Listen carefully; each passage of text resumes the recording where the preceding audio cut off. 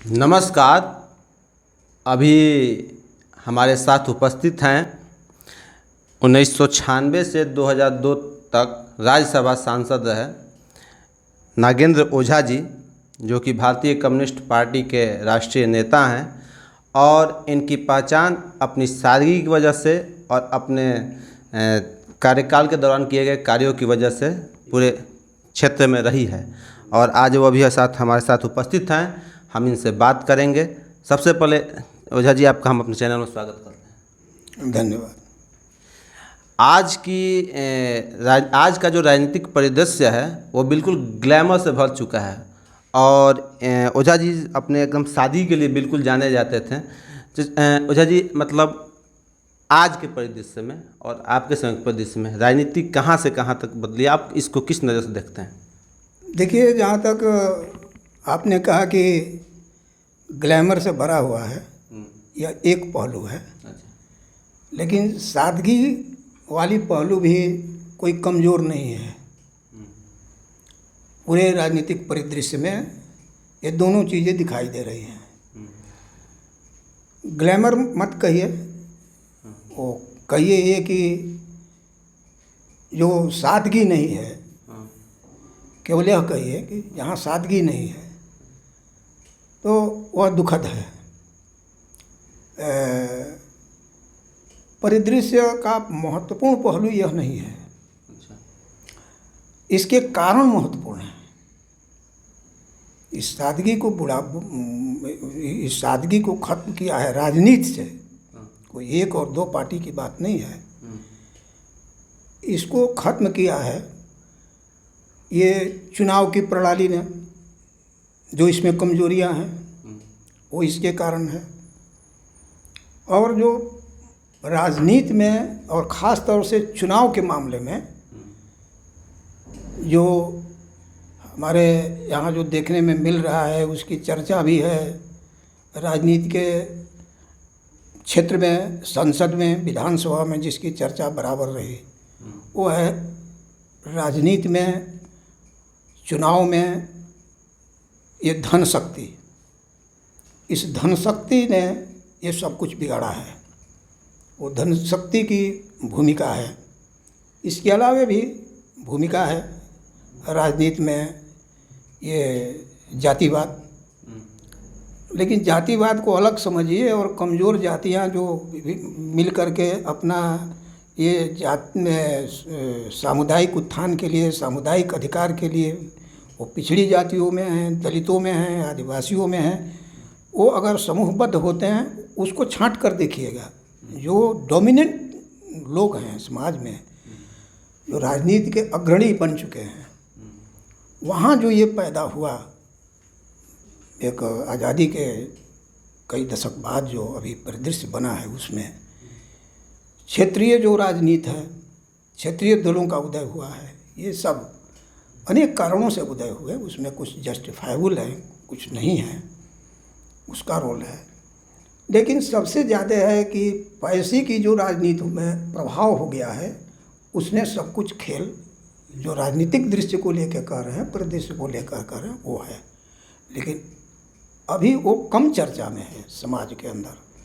अभी समाज के अंदर जो पैसे के जरिए वोट की ताकत अभी कम मिल रही है, ये भी जानना चाहिए।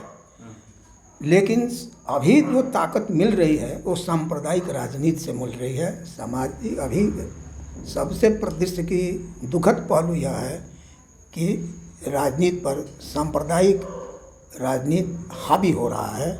जनतांत्रिक राजनीति पर संविधान को न भूलते हुए जो जनतांत्रिक मूल्यों को लेकर के जो संघर्ष था, आज उसको सांप्रदायिक राजनीति ने दबा दिया है। और इस हालत में भी ये जनतांत्रिक शक्तियाँ, धर्मनिरपेक्ष शक्तियाँ को मैं उनकी ईमानदारी से जोड़ करके भी कहता हूँ कि एक ईमानदार राजनीति कर रहे हैं। ये पहलू भी कमज़ोर नहीं है, लेकिन ये पहलू को कमज़ोर किया गया है ज़रूर पहले की अपेक्षा, लेकिन यह अपनी भूमिका अदा कर रही है। आज की तारीख में राजनीति में धन बल का एकदम बोलबाला है। जब आप राज्यसभा से सांसद हुआ करते थे क्या उस समय धन बल का बोलबाला नहीं था क्या, या फिर ये आप मतलब? नहीं, धन का बोलबाला था उस समय, धन का बोलबाला था। अभी क्या बदला हुआ है उस समय से? अभी मैंने बताया कि वो बल भी है, अब उस बल पर भी ये हावी है। जो सांप्रदायिक राजनीति धन बल पर भी हावी है, धन बल पर भी हावी है। और ये जनरल पब्लिक को हमारे देश में कम्युनलाइज कर रही है। अच्छा, आपके अनुसार राजनीति में जो ये भ्रष्टाचार का मतलब प्रवेश कहाँ से हो रहा है, मतलब किन मार्गों से प्रवेश हुआ? बेस वाइज सिस्टम से। यह सिस्टम भ्रष्टाचार पर खड़ी है। पूंजीवादी सिस्टम अपने शुरुआती दिनों से ही ये भ्रष्टाचार पर खड़ी है। अच्छा। इसलिए इसकी इसका जो स्रोत है वो ये पूंजीवादी राजनीति है। पूंजीवाद बाजार की राजनीति करता है। उसकी जो राजनीति है बाजारू राजनीति है। यह जो सभ्यता है पूंजीवादी सभ्यता है, यह बाजार की सभ्यता है। और उस पर अब हावी है वित्त बाजार बन गया है, ये दुनिया बन गई है। ये राजनीति का स्रोत वहाँ है, वो सब कुछ खरीद ले रहा है। और ये हमारे जो भ्रष्टाचार या राजनीति में जो हुल्लड़बाजी है या धन बल और बाहुबल कह रहे हैं, इस पर लेकर के हमारे व्यंग्यकारों ने बहुत कुछ लिखा है। कहा है कि धन सब कुछ खरीद ले सकता है, सब कुछ खरीद रहा है, ये सब कुछ बिक रहा है। ये हालात है, ये भी है। लेकिन केवल इसी से काम नहीं चल रहा है। ये भी देखिए जनता में जागरूकता भी आई है, जनता अपने अधिकार के लिए भी लड़ रही है। इसने भी सबक सिखाया है, धन बल को भी पराजित किया है, बाहुबल को भी पराजित किया है। और उसको अब पराजित जिसने किया, जिस भावना ने किया, अपने देश की तरक्की के जान के किया, अपने को शोषण से मुक्त करने के लिए जो किया, धन बल और जाति बल की राजनीति से मुक्त करने के लिए किया, अब उस पर ये सांप्रदायिकता की राजनीति है, हिंदू मुस्लिम के बंटवारे की राजनीति है। अच्छा, राजनीति में सादगी का ही बोलबाला हो, राजनीति में ईमानदारी रहे, इसके लिए जो मतलब अभी समाज या मतलब इसके लिए जिम्मेदार कौन? समाज। देखिए हमारे संविधान ने जो व्यवस्था दी है, हमारे पास एक संविधान है, यह अपनी सदिच्छा पर और अपने अहम पर, दोनों में से किसी पर निर्भर नहीं करता है। जो लागू करने वाली एजेंसियां हैं और जो ऊपर से देखने वाली, जो उस पर गौर करने वाली, उसको कंट्रोल करने वाली शक्तियां हैं, जो ये हमारी संसद, हमारी संसदीय व्यवस्था, ये न्याय प्रणाली, ये प्रशासनिक प्रणाली को सब कुछ राइट दिया हुआ है संविधान ने कि आप इसको कैसे कंट्रोल करिएगा। अगर ये काम उसके कंट्रोल करने का है, किसी की सदिच्छा से नहीं है, संविधान के प्रावधानों का, कानून के प्रावधानों का जो भ्रष्टाचार को रोक सकता है वह लागू किया जाए। जनतंत्र को मजबूत करने की भावना से, समाज को इससे मुक्त करने की भावना से, तो ये बंद हो जा सकता है। हमारी और आपकी सदिच्छा पर निर्भर नहीं है, संवैधानिक व्यवस्था पर निर्भर है। इसीलिए हम लोग कह रहे हैं कि हमारे संविधान की धज्जी उड़ाई जा रही है, संविधान को भी खतरा है, लोगों का उस पर से भी विश्वास उठाया जा रहा है, न्याय प्रणाली में कमजोरियां देखी जा रही है। और आज ही देखिए निपुर को लेकर के कहा जा रहा है, सुप्रीम कोर्ट का टिप्पणी है, सुप्रीम कोर्ट को टिप्पणी है कि प्रॉब्लम की जड़ तो आप हुई, खतरा आप पर नहीं, आपसे खतरा है। यहाँ तक कहना पड़ रहा है कि आपको पुलिस ने छुट्टा छोड़ दिया है, यहाँ तक कहना पड़ रहा है। प्रशासन के ऊपर उंगली उठाई जा रही है। इसका मतलब कि जो न्याय प्रणाली है उसमें से भी आवाज़ उठ रही है, हमारे सुप्रीम कोर्ट से आवाज़ उठ रही है। तो मतलब है कि संविधान और कानून है, आज सवाल उठ रहा है कि उसका राज नहीं है, तो है किस किस्म का राज? अगर ये राज है हमारी, ये राज संविधान का नहीं है जिसका कसम लेकर के लोग वहाँ बैठते हैं, तो ये राज है किसका? हम लोग यही इसीलिए कहते हैं कि ये तो फासिस्टिक तरीका है, जो कुछ हो रहा है वो फासिस्टिक तरीका है। और ये भी जो दोष है फासिस्टिक तरीके से हम कहते हैं, तो ये भी एक पूंजीवाद के एक स्टेज में आकर या उसी के अंदर से, यह भी एक राजनीतिक प्रवृत्ति है जिसने दुनिया ने इसको देखा है, भोगा है। अच्छा, मतलब एक समय था कि मतलब जो गलत प्रवृत्ति के लोग थे, अपराधी प्रवृत्ति के लोग थे, मतलब वो राजनीति में बहुत गिने चुने होते होंगे, लेकिन आज के तारीख में हमको लगता है, मतलब राजनीति का मतलब कि जो अभी विधायक सांसद ये लोग, हम इनको मेनली बोल रहे हैं, और आज के डेट में मतलब जो ईमानदार हैं, सादे लोग हैं, वो लोग गिने चुने हैं। मतलब एक मतलब आज के डेट में ईमानदारी की, अगर आप जैसे एक ईमानदार नेता थे तो आपको एक उदाहरण के रूप में प्रस्तुत किया जाए, जबकि ये एक नेचुरल चीज़ होना चाहिए। ये मतलब नहीं, देखिए, ये बहुत कम रह गए हैं ईमानदार लोग राजनीति में, ऐसी बात नहीं है। अभी भी ईमानदार जितने, उनकी संख्या बहुत अधिक है। अच्छा, उसकी संख्या बहुत कम प्रचार है, प्रसार। और ये अल्पमत में है। बात ये नहीं है कि कितने वो हैं, कितने अच्छे हैं, आप अधिकतर लोगों को अच्छे मानिए। क्या सारा समाज भ्रष्ट हो गया है? तो राजनीति तो में जो कर रहे हैं उसी के बल पर लोग कर रहे हैं। ये नहीं है कि सभी सांसद वैसे ही हैं, सभी विधायक वैसे ही हैं, ऐसा बात नहीं है। लेकिन उनकी चर्चा अधिक है। वो इतने उनके जो भी कुछ हो रहा है, मुट्ठी भर लोगों से भी वो इतना हावी हो चुका है कि इसकी चपेट में पूरी राजनीति को लोग समझ रहे हैं, पूरे संसद को लोग समझ रहे हैं, संसदों की तमाम संख्या को उसमें लोग समझ रहे हैं, जो घातक है। अच्छे, अगर ऐसा ही रहा, अगर आपकी बात भी अगर सच है, तो अगर ऐसा रहा तो इस खतरे को देखिए। पहले हमारे राजनीति में अपने समय के टैलेंटेड लोग आते थे, सबसे प्रतिबद्ध लोग आते थे, जो समाज के प्रति उनकी प्रतिबद्धता है, उनका आना कम हो जाएगा। और मेरा अनुभव अगर आप पूछते हैं तो हाल के दौर में सांसदों और विधायकों को देख करके नहीं, पूरे सिस्टम में जो भ्रष्टाचार है और उसका राजनीति पर जो असर है, उसको देख करके समाज के टैलेंटेड लोग, सुपुत्र जो समाज के हैं, उससे अलग हैं। वो कह रहे हैं कि हमसे नहीं होगा। वो टैलेंटेड लोग जो राजनीति में आ सकते हैं, जिसके जो प्रौढ़ लोग हैं, वो राजनीति के नज़दीक आना नहीं चाहते हैं, इस पे को अपनाना नहीं चाहते हैं। अगर वो नहीं अपनाएंगे तो जो इसके योग्य नहीं हैं, उन्हीं के लिए स्थान खाली है। तब बाहुबलियों के लिए स्थान खाली है, तब धनबलियों के लिए स्थान खाली है। इसलिए हो रहा है। इसलिए बहुत पवित्र हमारी ये जनतांत्रिक प्रणाली है। ये जितनी भी इसको कमजोरियां हैं, इसकी कोई विकल्प नहीं है।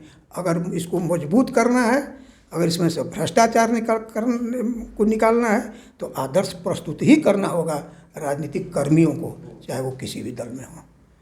अच्छा, एक और बात है, आपके समय में जितने भी योजनाओं का कार्य होता था, खासकर आपकी योजनाओं का, तो उसमें एक गुणवत्ता रहती थी।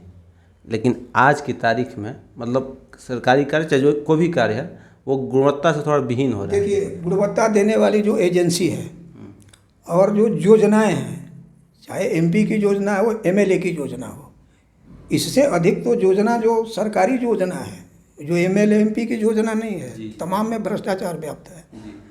मैं मानता हूँ विधायकों को, एमपीज को ये फंड ही नहीं होना चाहिए। मैं स्पष्ट कहना चाहता हूँ, ये भ्रष्टाचार, इनको भ्रष्ट बनाने की एक मैंने ये पहलू हो गया है।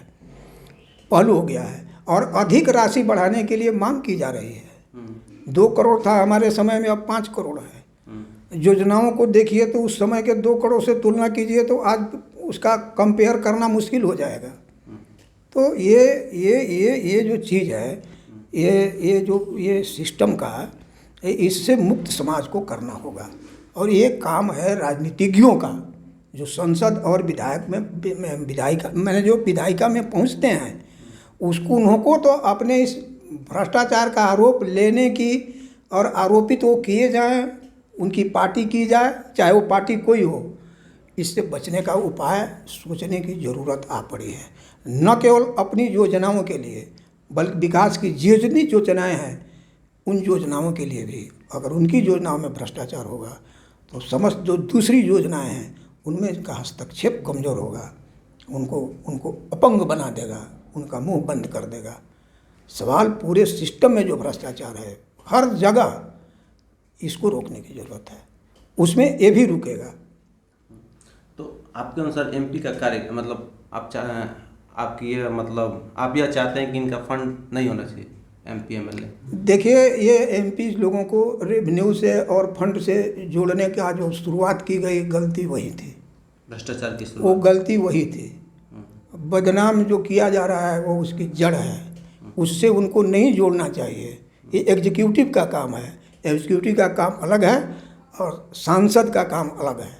मैंने अपने कार्यकाल में जो कुछ मुझे सफलता मिली न मिली उसका मूल्यांकन समाज के पास, माने युवक जो लोग आएंगे उनके पास भी होगा, लोग सुनेंगे। लोग गालियाँ देंगे तो समझिए कि मैं भी उसी में शामिल था, नहीं देंगे तो समझिए उससे अलग था, बात उसकी नहीं है। इसीलिए मैंने कहा कि बहुत ईमानदार लोग हैं, इसको बड़े फलक पर उठा कर देखिए तो पूरे सिस्टम में जो भ्रष्टाचार है उससे निकलने के लिए और उससे लड़ने के लिए राजनीतिक शक्तियों का भ्रष्टाचार से मुक्त होना बहुत ज़रूरी है, जो उसमें फंसी हुई है। आप देखिए किन राजनीतिक दलों का ये जो संपत्ति है वो कितनी है, उसे पता चलेगा। फर्क करना पड़ेगा, एक लाठी से सबको नहीं हाँकना पड़ेगा। सत्ता में जो है उनके पास कितना धन है उनका, इसका हिसाब चुनाव आयोग के पास है, चुनाव आयोग के पास है। उनकी संपत्ति का खुलासा अखबारों ने किया है, ये RTI से मिलेगा, आपको करना चाहिए किसको है। और जब सत्ता में नहीं था उसके पहले कितना था, आज जो सत्ता में नहीं है उनके रहने पर कितना था, इसको देखने और पढ़ने की ज़रूरत है।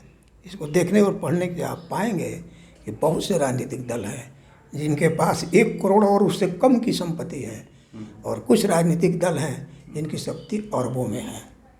इसको भी समझने की ज़रूरत है। अच्छा, कार्यपालिका और विधायिका, इन दोनों में मतलब भ्रष्ट व्यवस्था का नहीं, ये कंपेयर करने का ज़रूरत नहीं है। विधायिका का काम है कार्यपालिका के अंदर जो व्याप्त भ्रष्टाचार है उसको रोकने का। अगर उसकी तुलना में वहाँ अगर 1% भी है तो मैं इसका विरोधी हूँ। कंपेयर करके देखने की ज़रूरत नहीं है। और जहाँ तक एग्जीक्यूटिव में कितना है वहाँ कितना है, तो पहले पुराने ज़माने से ही यहाँ तक कि ऐसे भी लोग 1000 साल पहले भी हुए, और हमारे बिहार से उसका संबंध भी है, जिसने कहा वो शायद मैं अगर कहूँ अगर वो तो अपनी यादगार के स्थान पर जो पढ़ा है मैंने, तो चाणक्य ने कहा था कि जो अम्ले फैलेगा, मैंने कि जो कर्मचारी हैं उनका भ्रष्टाचार से उतना ही धन समाप्त होता है जितना एक समुद्र से एक चिड़िया ने अपने चोंच में पानी ले लिया। तो ये पुरानी चीज़ें हैं, और उस समय भी व्यवस्था थी कैसे इसको दूर किया जाए। तो ये नहीं है कि कहाँ कितना है। अगर एक चोंच पानी भी के बराबर भी हमारा देश का ये धन जनतांत्रिक व्यवस्था में, आज जब हमारा सामने एक संविधान है, एक चोंच पानी भी नहीं निकलना चाहिए देश की संपत्ति से। अच्छा, क्या युवाओं को राजनीति में आना चाहिए? बिल्कुल आना चाहिए, युवाओं को ही आना चाहिए। और हर पीढ़ी में जो आए हैं युवा ही आए हैं। जो आज हम लोग बूढ़े हो चले हैं, कभी युवा थे। मैं ग्रेजुएशन करने के बाद तुरंत इसमें आया। मैं 1972 में, मैंने 1972 में मैं यहाँ का सरपंच चुना गया था अपनी पंचायत का। मैं उस समय दलितों के बीच काम कर रहा था, अपने गांव के दलितों के बीच से काम किया, छुआछूत से दूर रहा। तो राजनीति में छुआछूत से दूर रहा। तो उस समय मैंने किया, मैंने स्टूडेंट फेडरेशन या छात्र राजनीति से नहीं था। मैं तब आया जब मैं उसके पहले मैं लॉ कॉलेज में था। वो मेरी पढ़ाई छूटी, मैं नहीं वो पूरा कर सका, कर सका। तो उस समय युवा थे। आज जो बूढ़े दिखाई दे रहे हो अपने समय के युवा थे। अपनी युवावस्था में उन्होंने अपना काम किया। हर पीढ़ी के युवाओं का ही काम है अपनी पीढ़ी को रास्ता दिखाना, और विगत पीढ़ी में जो कमजोरियां थी उनको दूर करना। और युवा आज आ भी रहे हैं। अच्छा, राजनीति में आने वाले नवयुवकों के लिए आप संदेश क्या देना चाहिए? उनका संदेश, हमको 2 संदेश है। एक है कि यह समझना आसान है, जैसे कि आपने युवा होकर के ही प्रश्न किए भ्रष्टाचार के बारे में, इनके बारे में। ऐसे कितने प्रश्न आपके हो सकते हैं, उसको आप समझ रहे हैं। आपका कर्तव्य क्या होगा वो भी समझ रहे हैं। कर्तव्य समझ के आप मेरा साक्षात्कार भी ले रहे हैं। उसके प्रति कमिटेड होइए। जो फील कर रहे हैं कि ये बदलना चाहिए, उसके प्रति आप प्रतिबद्धता के साथ आप उसका कार्यकर्ता बनिए, और उसकी जगह है राजनीति। और जो आपकी प्रतिबद्धता है उस तरह का अपना राजनीतिक दल खोज रहे हैं लोग। सांप्रदायिक है, पहले से कोई नए पैदा किए हुए नहीं हैं। उनकी ताकत बड़ी है, यही मैंने कहा। वो अपना दल खोज रहे हैं, और जो इस जनतंत्र को बचाने के लिए, संविधान को बचाने के लिए, धर्मनिरपेक्षता को बचाने के लिए जो है वो वैसा दल चुने। मैं ये नहीं कहता हूँ कि मैं जिस पार्टी का हूँ उसी पार्टी में आइए, लेकिन जहाँ कहीं भी रहिए, जो बुराइयाँ आप देख रहे हैं उसके खिलाफ संघर्ष आपको का रास्ता चुनिए। युवाओं से ही में लोग चुन रहे हैं। मैं ये नहीं कहता कि सब युवा जो कर रहा है उसको छोड़ के ही आ जाए। मेरे कहने से आ भी नहीं जाएगा, किसी का आह्वान करने से आ भी नहीं जाएगा, लेकिन जिसमें जज्बात होती है, जो इसके लिए पागल हो जाए, वो आएगा ही। वो आ रहे हैं लोग। मैं तो कभी कभी कहता हूँ कि जनतंत्र के लिए जिसको जो सबसे फिक्रमंद लोग हैं उनको पहले तो मूर्ख कहेगा, लोग कहेगा, घर के लोग डांटे डपटेंगे, और जब वो नहीं मानेगा, अपने हृदय की आवाज़ की ही सुनेगा, तो उसको लोग पागल कहेंगे। वह जेल में भी हो सकता है, और नहीं तो उसको अगर ये भी कहने वाले होंगे, जैसे संत हैं, बहुत कहेगा, गांधी हैं, बहुत कहेगा, जितने माने जो संत किस्म के लोग हुए, देश के लिए काम किया, अपनी जान दिए, उसमें से किसी को चुनकर कहेगा, यही उनको खिताब मिलेगा। जो भी खिताब मिले आपको उसमें लगना होगा। जो अपने ये प्रतिबद्धता के लिए जो पागल हो जाए, अभी भी पागल होने वाले लोग हैं, और नहीं तो जान नहीं देते, ये पुलिस की गोली खा के नहीं मरते। बहुत सारी हत्याएं हुई है, जो हमारे बहुत टैलेंटेड लोग इंजीनियरिंग करके, मेडिकल करके ये अपना आए राजनीति में, और उन्होंने अपनी जान गंवाई। एक दिन पता होगा कि कितने ऐसे लोग थे इस मूवमेंट में, हमारे ही मूवमेंट में जिससे मैं जुड़ा हूँ, कम्युनिस्ट मूवमेंट मैं कहता हूँ, इस दल या उस दल से नहीं कहता हूँ, लेकिन आप पता लगाइए कि इसमें कितने बड़े इंजीनियर थे, कितने डॉक्टर कर सकते थे, कितनी पढ़ाई छोड़ करके आए। इसी में से आप हमारे एमएल के ये जो साथी बैठे हुए हैं, इनके विनोद मिश्रा के क्वालिफिकेशन के बारे में पूछिए, हमारे इंद्रजीत गुप्ता के बारे में पूछिए, कहाँ के वो स्टूडेंट थे, वो विदेश से पढ़ कर आए थे, वो रॉयल फैमिली के थे, उनके फैमिली में आईएएस अफसर, आईसीएस अफसर थे। भूपेश गुप्ता कहाँ से आए थे, वो भी थे। और गांधी कहाँ से आए थे, वो भी विदेश से पढ़ कर के ही आए थे, बैरिस्टर बन के आए थे, और माने खाते पीते ही नहीं, एक संपन्न फैमिली से थे। अफ्रीका में गए, गरीबों के लिए लड़ गए, वहाँ सफलता पाई, यहाँ है लपटी लिए रहे, और अंत में वो गोली खाकर मरे। ये था उनका कमिटमेंट। वो अपनी कमिटमेंट से पीछे नहीं बैठे। वो भी अपने समय के नौजवान थे, और लगभग 40 वर्ष की अवस्था में वो अफ्रीका से यहाँ 50 वर्ष से नीचे की अवस्था में यहाँ लौटे थे। तो हर पीढ़ी में ये हो रहा है, आगे की पीढ़ी में भी होगा, अभी भी होगा, अभी भी हो रहा है। अच्छा, इन सब चीज़ से एक हट के सवाल, अभी देश में एक अग्निपथ योजना आई हुई है, इसको लेके आपको क्या विचार?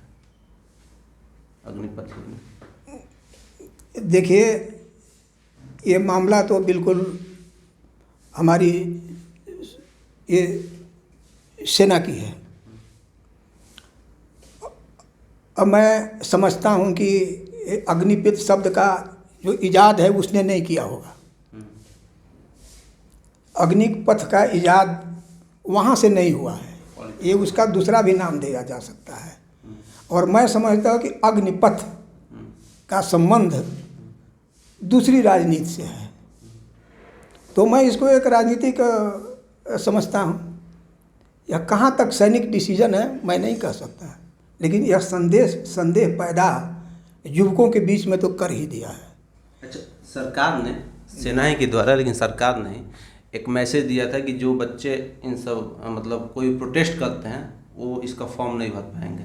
क्या प्रोटेस्ट मतलब अनुशासनहीनता है क्या प्रोटेस्ट करना, शांतिपूर्ण प्रोटेस्ट करना? देखिए, शांतिपूर्ण प्रदर्शन ही युवकों ने शुरू किया, ये हो गया। ये जो हमारे राजनीति में लोग हैं उनको अपील करनी चाहिए, किया भी, और इस राय के भी हैं कि कोई भी प्रोटेस्ट जो है वो शांतिपूर्ण होना चाहिए। हिंसा का प्रचार करने वाली अभी कोई पार्टी नहीं है, लेकिन हिंसा पैदा करने वाले जो ताकतें हैं उनको तो और पहले आना चाहिए था। अब मान लिए कि जो अपील की गई, हमको तो आश्चर्य हुआ कि हमारे सेना के जो इतनी प्रतिष्ठा प्राप्त सेना है, विश्व में इसका डिसिप्लिन का लोहा सब लोग मानते हैं, विश्व की में दूसरी जगह शांति व्यवस्था कायम करने के लिए भी अपना राजनयिक संबंधों के आधार पर और विश्व एजेंसियां इसके लिए जो है उसके लिए हमारी जाती है, सभी जगह प्रतिष्ठा प्राप्त है। रिलीफ में, अशांति को रोकने के मामले में सब जगह इसका लोहा आज से ही नहीं, भारतीय फौजियों का लोहा ब्रिटिश काल से माना जा रहा है, इनका डिसिप्लिन। हमारे ऐसी सेना के नायकों द्वारा अपील किया जाना आश्चर्य में मुझे डालता है कि राजनीति के शीर्ष पर जो लोग हैं, जो शासन में लोग हैं, क्यों उन्होंने यह काम क्यों नहीं पूरा किया। समझाने के लिए योजना को हमारे सेना के अधिकारी को आना पड़ा।